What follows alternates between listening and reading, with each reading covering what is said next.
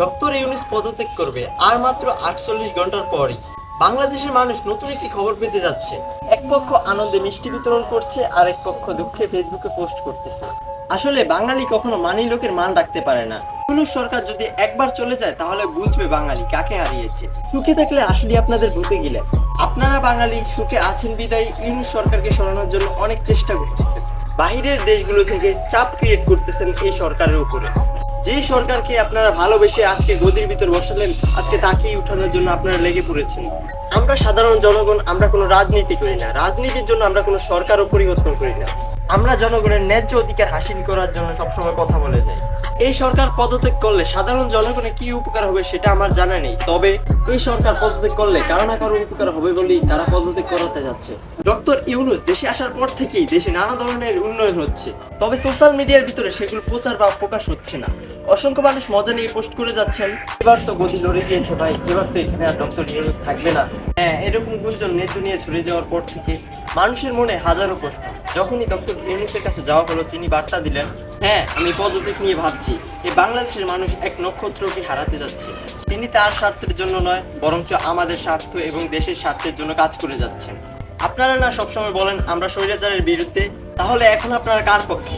দেশটাকে কি কেউ ছিনিয়ে নিয়ে যাক, এটাই কি আপনারা চান? যদি না চান তাহলে আমার এই ভিডিওটি আপনারা শেয়ার করে দেন অন্য সকলের মাঝে এবং কমেন্টে জানিয়ে দেন আপনার মূল্যবান মতামত। আপনারা কি ডক্টর ইউনূসের পক্ষে নাকি যত সম্ভব দ্রুত নির্বাচন হোক এটার পক্ষে? মনে রাখবেন, স্বৈরাচার সরকার যদি পতনের জন্য বাংলাদেশের মানুষ যদি রাস্তায় নামতে পারে, তাহলে ডক্টর ইউনূসকে ধরে রাখার জন্য মানুষ আরও একবার রাস্তায় নামতে পারে। আবারও বলছি, আমি রাজনীতি পছন্দ করি না, বাট রাজনীতির কথা বলি বারবার। আমাদের স্বার্থ হচ্ছে একটাই, আমরা জনগণের জন্য কাজ করতে চাই, আমরা দেশের জন্য কাজ করতে চাই। এবার সরকারের গতিতে যেই থাকুক না কেন, শান্তি যেন জনগণেরই হয়। জনগণের বিরুদ্ধে যদি কোনো সরকার যায়, তাহলে সেই সরকার পতনের জন্য 5 বছরের দরকার নেই, 5 মাসই যথেষ্ট।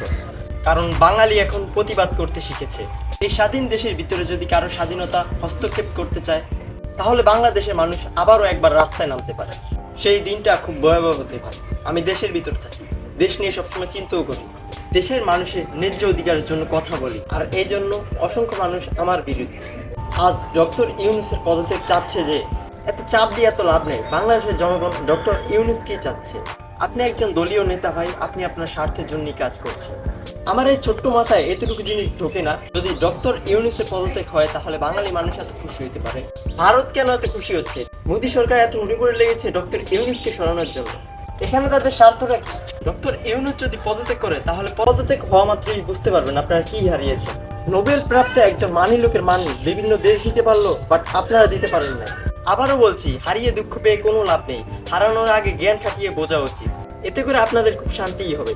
ডক্টর ইউনূস বাংলাদেশের নাগরিকদের নিয়ে কত স্বপ্ন দেখেছিলেন, কত স্বপ্ন দেখেছিল বাংলাদেশকে নিয়ে, আজকে তার এই স্বপ্ন ভেঙে দিচ্ছে কারা? এই প্রশ্নের উত্তর কি আপনি দিতে পারবেন? আপনার চোখের সামনে যদি কোথাও অন্যায় হয়, সেইখানে গিয়ে প্রতিবাদ করতে শিখুন। তো আমার ভিডিওটা ছিল এই পর্যন্তই। আই হোপ আপনাদের কিছুটা হলেও ভালো লেগেছে। যদি ভালো লেগে থাকে তাহলে শেয়ার করে পৌঁছে দিবেন অন্যান্য সকলের মাঝে, অ্যান্ড লাইক কমেন্ট দিয়ে আপনার মূল্যবান মতামতটি জানিয়ে দিবেন। সাবস্ক্রাইব করে আমাদের চ্যানেলের পাশে থাকবেন। তো সি ইউ, সবাই ভালো থাকবেন। আল্লাহ হাফেজ।